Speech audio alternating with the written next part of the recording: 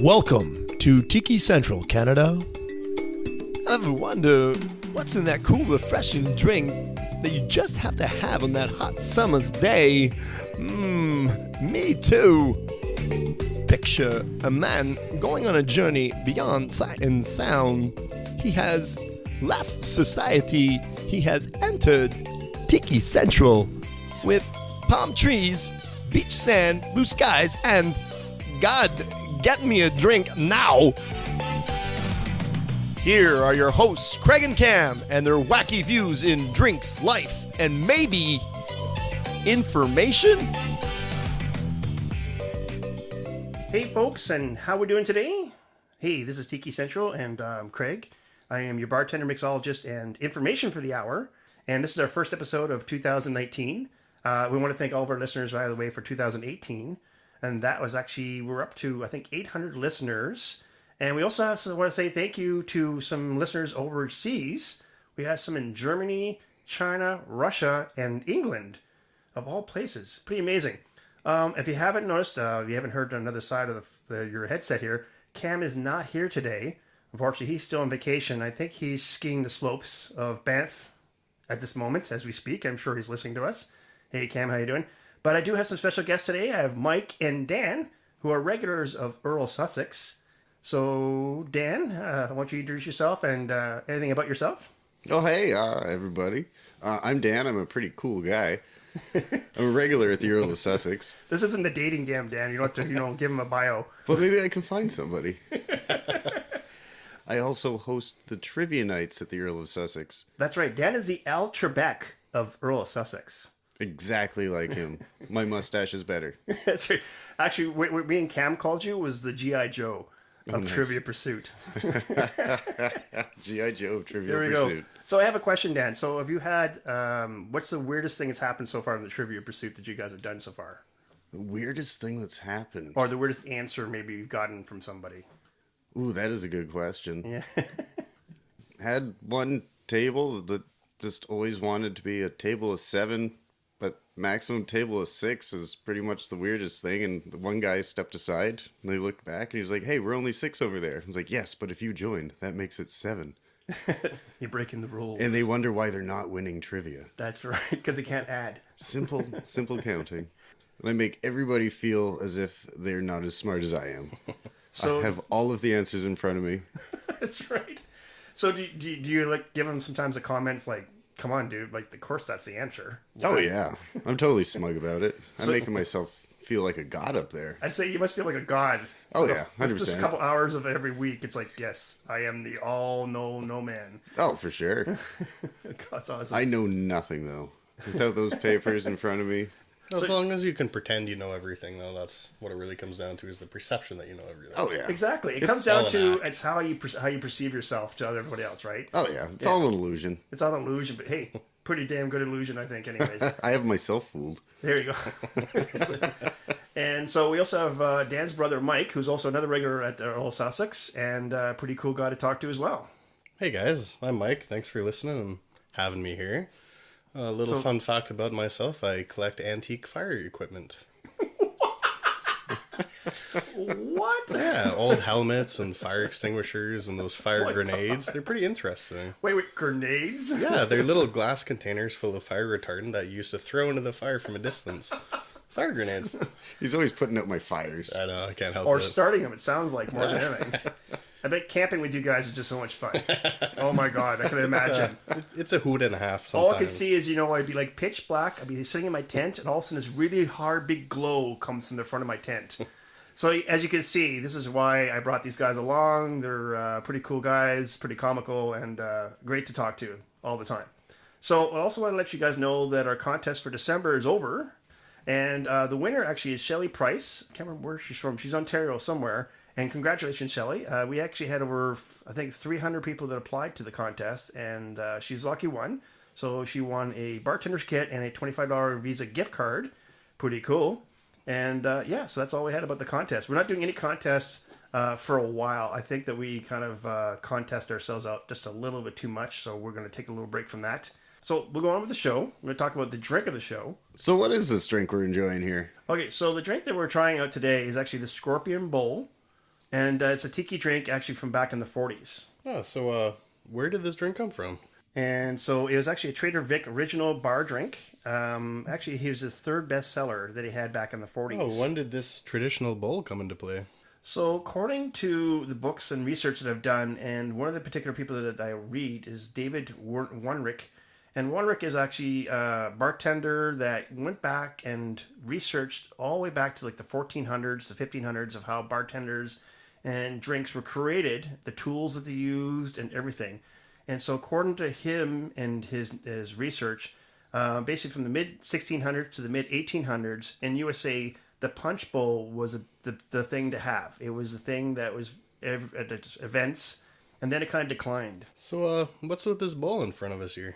So the bowl that we're actually using today, unfortunately, is not an original Scorpion bowl. And what it is that I kind of was looking for a bowl kind of last minute, and so I found this gold bowl.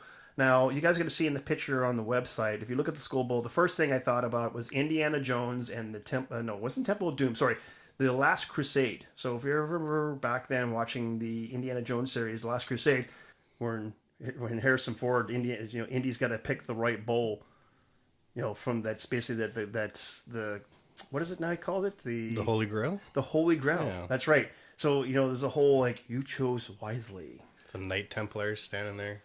Doing his duty. Interesting facts. That's right. Because the guy before, remember the Nazi enemy picks the wrong bowl, and he Just turns to dust. He chose poorly. Yeah. He chose poorly.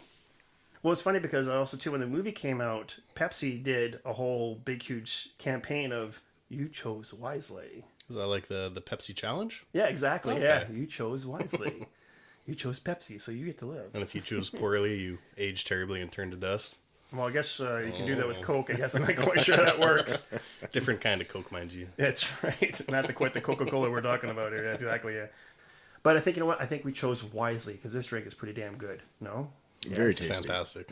You have to be careful because a lot of these drinks that are tiki drinks are very boozy. So if you have 2 or 3 of them, and actually back then you were not allowed to have more than 2 or 3 of them at a time. So, but this is a community drink, so it means that not only are you drinking from it, but everybody else in your party is drinking from it. So it's not that bad. So what does this bowl have in common with tiki culture? So Trader Vic actually drew the inspiration from a ritual community bowl that the Polynesians used back in their traditional ceremonies that would actually have Gabba. Kava? Gabba, yeah. What is that? So Gabba actually is a plant. Now we talk about, we're in this day and age of right now where cannabis is like the big huge thing, right? We're all in the craze of cannabis. So Gabba also is a plant that actually has a lot of beneficial characteristics to it.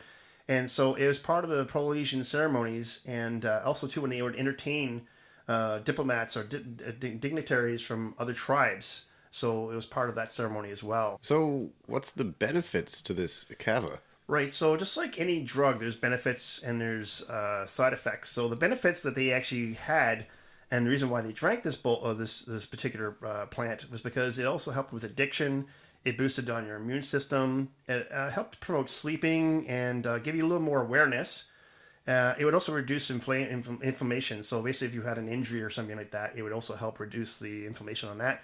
It helped with your blood pressure and relieve aches. So it was basically kind of like this drug that would magically heal you of all your, your injuries or help you sleep or whatever. Magical drug, It's like right? a magical cure-all, eh? Magical cure-all. Take this and everything will be great. A nice healing elixir like they used to have back in the day. That's right. I'd go for some of that. That's right. But are there any negative side effects? Yeah, well, just like, those drugs you always see on TV all the time, right? We've all seen them, right? You see on TV, take this drug to help lower your blood pressure, but the side effects are like death, right? Constipation. So, yeah, exactly. It's always like, you always have to weigh up the side effects with what you're actually trying to cure. So the side effects of this one, though, the Gabba, is dry, scaly, flaky skin. It also would give you kind of a yellowish skin, hair, and your fingernails. Kind of like I think we talked about before, you mentioned before, Dan, it's like kind of your liver deficiency or something. Jaundice. Jaundice, yeah. So that was kind of the same effects you get from that. Red eye, puffy eye, face, and also it also would decrease ability to absorb protein. So you actually would lose weight. So I guess in some ways it'd be kind of a quick way of losing 20 pounds from Thanksgiving and Christmas, right? Oh, absolutely. I think we all need that right I think now. we all need a little Gabba right now. Jeez. Also to cause lung problems and blood in the urine. Well, there's a nice little surprise there for us. There you go. Go for it, Dan. Sorry. Dan's enjoying his toxic drink. It's delicious. Maybe his has a little bit of the Kava in it. Oh, there you go. My eyes are bleeding. My eyes are bleeding. Well, it doesn't sound very healthy, and I hope this drink doesn't have any of that in it. No. So this is doesn't have any of the Gabba. That was the traditional, like I said, the Polynesian community bowl, and we're actually doing the Trader Vic, basically their version of the bowls, which is Scorpion Bowl. Yeah, The safer version, eh?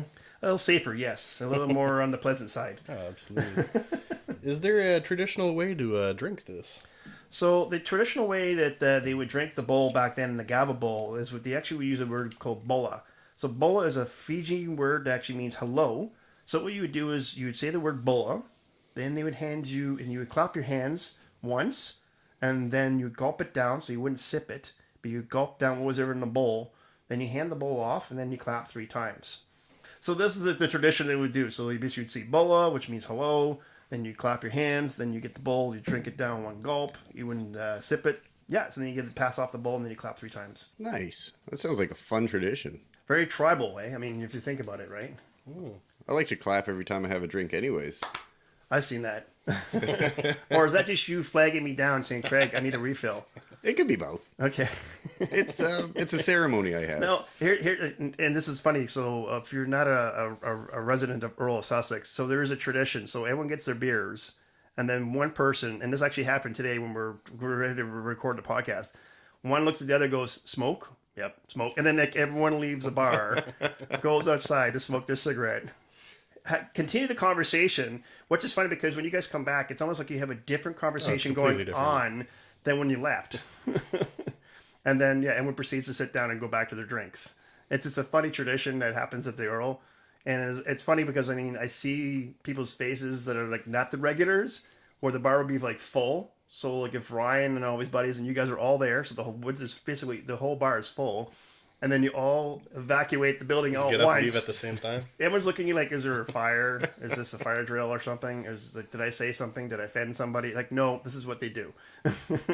This is tradition. It's like a little social committee, I guess you could say. That's right, yeah. I never thought of that from the other perspective. Just Yeah, a if you're whole a line of stranger, people getting up, get up and leave. going out. Exactly. So think of it from a stranger perspective. It's like also like, okay, the whole place just left. Did I say something offensive? Did or somebody pass some gas, maybe? Pass some gas or something? We're all going outside to fight. That's it. So what's in this tiki cocktail? Okay, so we're going to do the Trader Vic recipes. So Mike and Dan are not familiar with some of the origins of the Tiki cocktail history. So Trader Vic is actually one of the creators back in the 40s that actually created the whole Tiki craze after World War II. And so he popped up at restaurants all over North America. So in New York and LA. And actually still today, he actually has a Trader Vic in Disneyland. He has one in Germany. He has one in England. He has one in Dubai. All over the world. So these tiki bars are still existing around the world. So the recipe we're going to do today, and actually this is the one we had. And they're pretty tasty, I guess, guys. Fantastic. I'm enjoying it. That's the only thing. It's very dangerous, though, because, like, you know, like if you have 2 or 3 of these, you don't realize how much alcohol you're consuming. I think it's working. Okay, so let's just go through it. I'll explain exactly what you just drank.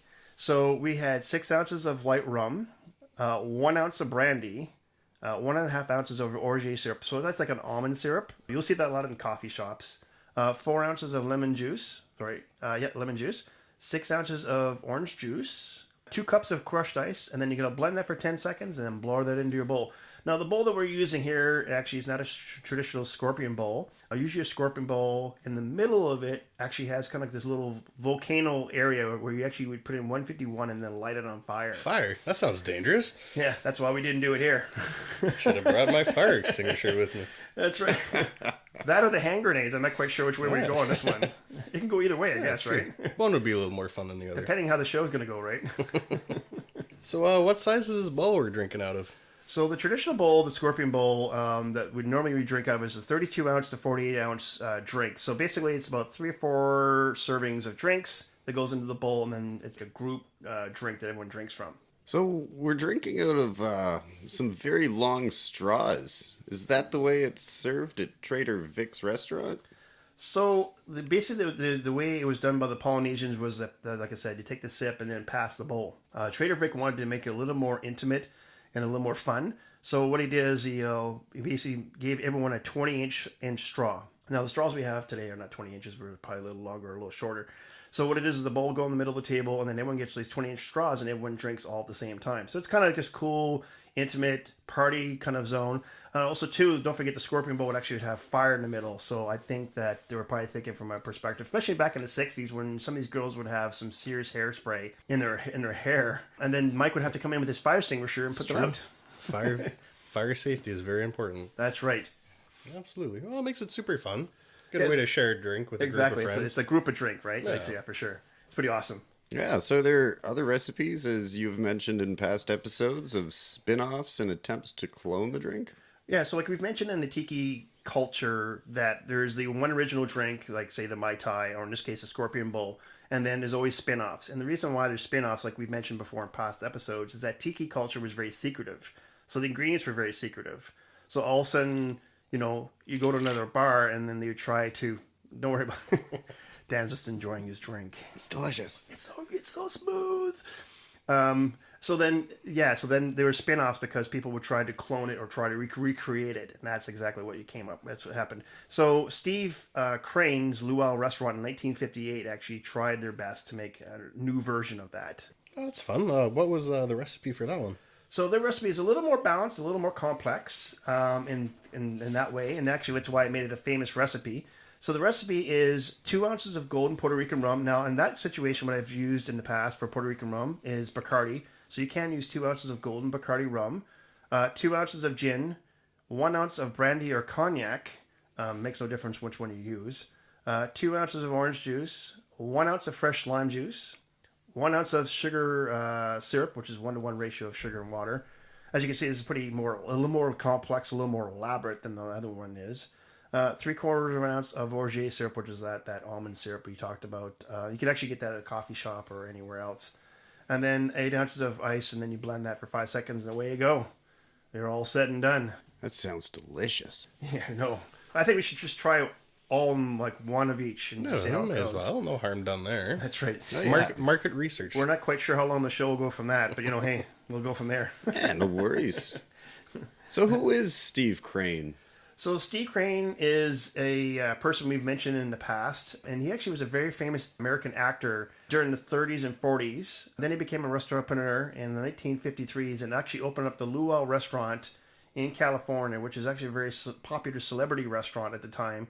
And he established himself for 25 years, and that was basically 25 years of his career that he put towards the restaurant. Made it very famous. And like I said, he's one of the stepping stones in the Tiki culture for sure. Are there any other recipes you feel like mentioning? Sure. So we've got Smuggler's Cove, which we've mentioned before, is kind of like the new version of the Tiki Bible. They're the ones that wrote a book, and kind of every bartender we know in the Tiki culture follows their book and recipes. And so their recipe for this one is, again, and don't forget, like I said, the details for all the recipes will be on our page, so we don't have to sit there and write anything down. I know Dan's sitting there frantically with a pencil right now trying to write all this down, but it's okay. I can't keep up. Just start using short form, hand shakes or something. Whatever. My typewriter. That's it. Oh, we brought along with them. There we go. Okay. So this one is 2 ounces of fresh lime juice, 4 ounces of fresh orange juice, 1.5 ounces of Demerara syrup, which is basically like brown sugar and water kind of combination, 2 ounces of orgeat, which we talked about as the almond syrup, 2 ounces of brandy, 4 ounces of gin. So you can see this is a very boozy and very complex drink. It's got a lot of layers. That'll get you to where you need to be. Jeez. I think you'd be taking an Uber after this one. Jeez. No driving on this one.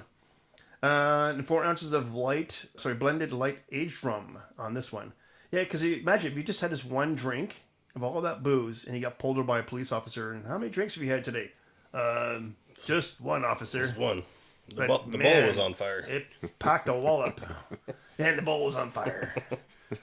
All right. Well, obviously you're seeing some illusions there, so you need to come with me. So what type of food would you serve with this type of a beverage? So, hey, why don't we just ask our French chef to help us out with this drink and some food to go with this? Chef, hey, can you help us with something? Hello, you call on me? Well, yes, we're just made this tiki drink and just wondering if there's anything you can suggest for food to make with it. Oh, rum, big banana, of course. Well, yeah, that sounds good. So how do you make that? For this recipe, you need the following things, Sir Craig. Okay, cool. So what do we need?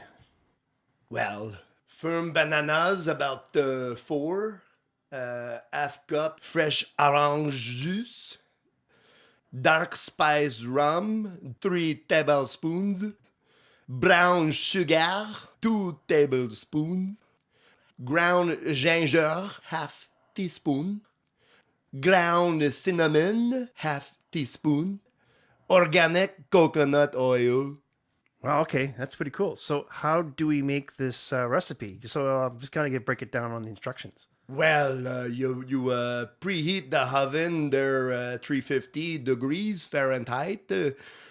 Slice the banana into half-inch slices. Place them in the baking dish. And you spoon the orange juice and rum over the banana. Sprinkle banana with the ginger and the cinnamon. Sprinkle small pieces of the coconut oil all over the banana. Cover the baking dish with tin foil and bake for about, 15, 17 minutes. And you remove from the heat and allow banana to sit for about 1 minute. You can eat it over ice cream or eat them by itself. Oh, cool. Hey, so can we try one? But of course. But of course. But of course. All right, folks. Hey, that's actually was pretty good. And I think those would be a cool treat to try. And we'll put the recipe out for you guys on the website, just to let you know. So that is our show. And I want to thank again Mike and Dan for coming out and helping us out since Cam wasn't here. No, thanks for having us. It was a pleasure. Yeah, it was a lot of fun. I'm pretty sure that they're thinking that maybe they might take over Cam's position since they get, food and drink since they come here. Oh yeah, he's getting bumped. Yeah. I know. Norma's catering them ever since they came in the door. So it's like... It's been wonderful. In fact, I don't think they're going to leave. No. It's like, I brought my overnight bag. that's it. Yeah. We do have a spare room, so I'll just sleep on the couch. go. No, snuggle up in the big bed. I'll don't sleep in know. between. I'll bring the Whoa, popcorn. Okay. Hey, that's Foxy's spot. I don't know about that one. There you go. The popcorn's for Foxy. That's for Foxy. Yeah, keeps her entertained. Exactly. Yeah. So anyway, folks, that is our show. This is Tiki Central Canada, and our website is www.tikicentralcanada.ca. And of course, if Cam is here to tell you that's all one word. And on there, you'll see there's basically a bio about us and about the show. There's also some information about tiki culture in general. There's also, a place where you can stream the show live. And then also, we have all of the recipes. So if you're looking for any recipes from this show or even previous shows, do give it a look. They're all on there for you. So I made them pretty well self-explanatory. And if you have any questions, don't be afraid to ask, of course. And then also, we do have a contact page for if you have any questions or comments. And just let you guys know, we're actually on YouTube. So we're on YouTube, iTunes, Google Play, Player FM, and Spotify. Wow, that was a mouthful and a half there. Jeez. But you nailed it. There's a joke there somewhere. I know. I'm not quite sure where. Maybe on the YouTube side. I'm not quite... What's that? That's your anus. Okay, anyway. Good old mouthful of anus, eh? There we go. I can't get enough of that. Jeez. No, it's not on there. Don't worry about it. That's the first way to get off YouTube. Well, we had a good run, didn't we, boss? Yeah. It's like... So, folks, I think we're going to go grab some more of this bowl, this scorpion bowl, and we'll see you guys next time. Dan and Mike. Bye, everybody. All right. Well, thanks for having us. Have a pleasant evening. Hi, Cam. I farted on your seat. Oh, no. I like it. That's the way to end the show. Here we go.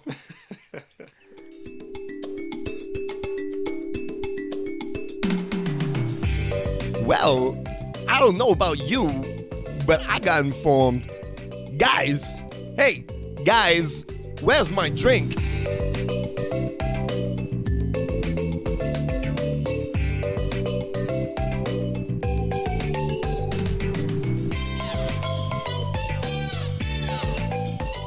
I had a bag of potato chips that was expired, but they still tasted okay. Sometimes I make them my lunch. What flavor? Plain. Plain. Just like your life. Oh my God.